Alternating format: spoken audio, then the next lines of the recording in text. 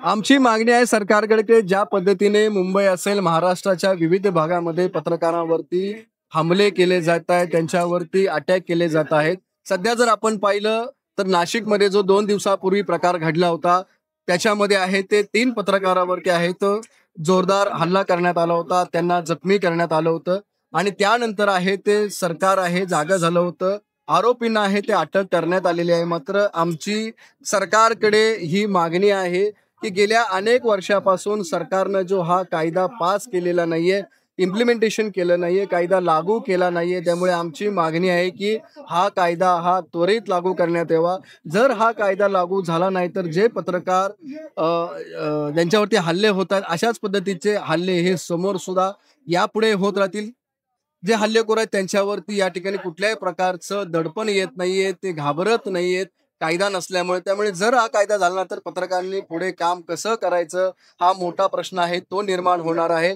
आधीच आहे पत्रकारांबद्दल आहे पत्रकार क्षेत्रामध्ये आहे तो येणाऱ्या तरुणांची संख्या हळूहळू कमी होताना दिसते आणि जर त्यानंतर जर अशा पद्धतीचं जर हल्ले व्हायला लागले तर एक वेगळं चित्र आहे ते निर्माण होईल. त्यामुळे येणारा जो नवीन पिढी आहे पत्रकार क्षेत्रामध्ये ती सुद्धा आहे याच्यापासून लांब होण्याची शक्यता आहे. आणि दुसरीकडे जे सध्या पत्रकार काम करतायत महाराष्ट्रामध्ये इलेक्ट्रॉनिक मीडिया असू दे, प्रिंट मीडिया असू दे किंवा डिजिटल मीडियामध्ये काम करतायत, त्यांचं सुद्धा मनोबल या ठिकाणी खच्चीकरण होऊ शकतं. त्यामुळे सरकारला आमची मागणी आहे की हा कायदा तुम्ही लवकर पास करा, त्याचं लवकर इम्प्लिमेंटेशन करा, जेणेकरून पत्रकारांना कायद्याचं संरक्षण मिळेल आणि जे अशा पद्धतीचे गुन्हेगार हे पत्रकारावरती हमला करतायत त्यांचं कुठेतरी मनोबल हे खच्चीकरण होण्यास मदत मिळेल.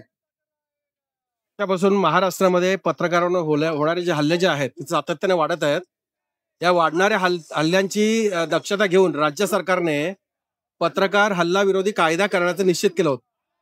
त्यावेळेला सिनियर IPS IAS अधिकारी आनंद कुलकर्णी यांच्या नेतृत्वाखाली एक कमिटी गठीत करण्यात आली आणि या कमिटीने हा कायद्याचा मसुदा जो आहे तो राज्य सरकारकडे दिला. राज्य सरकारने तो पारित केला. या संदर्भातला GR निघाला. GR निघाल्यानंतर तो मसुदा जो आहे तो राज्यपालांच्या सिग्नेचरसाठी गेला. त्याची स्वाक्षरी झाली. राज्यपालांची स्वाक्षरी झाल्यानंतर राष्ट्रपतींकडे गेला. राष्ट्रपतींची स्वाक्षरी झाली. तो परत आल्यानंतर त्याचा मसुदा प्रत्यक्ष कृतीत उतरवणे गरजेचं होतं. ते राज्य सरकारने केलं नाही. ते न केल्यामुळे हा कायदा प्रत्यक्ष कृतीत उतरा नाही. म्हणजे जेव्हा पत्रकारांवर हल्ला होतात आणि आम्ही जेव्हा पोलीस ठाण्यामध्ये जातो तेव्हा पोलीस सांगतात असा कुठलाही कायदा नाहीये. जेव्हा आम्ही GR दाखवतो त्यात तो कायद्याची नोंद केली जाते. पण ज्यावेळेला हे सगळं प्रकरण कोर्टात जातं तेव्हा त्याची समरी तयार होऊ शकत नाही. कारण त्याचं असंच आहे की त्याचं रूपांतर कायद्यात होऊ शकलं नाही. या कायद्यात रूपांतर व्हावं म्हणून गेल्या 2 महिन्यापूर्वी एक महत्वाची मीटिंग मंत्रालयामध्ये सह्याद्रीवर झाली पत्रकारांची, ज्याच्यामध्ये महाराष्ट्रातल्या विविध संघटनांचे पत्रकार होते, पदाधिकारी होते.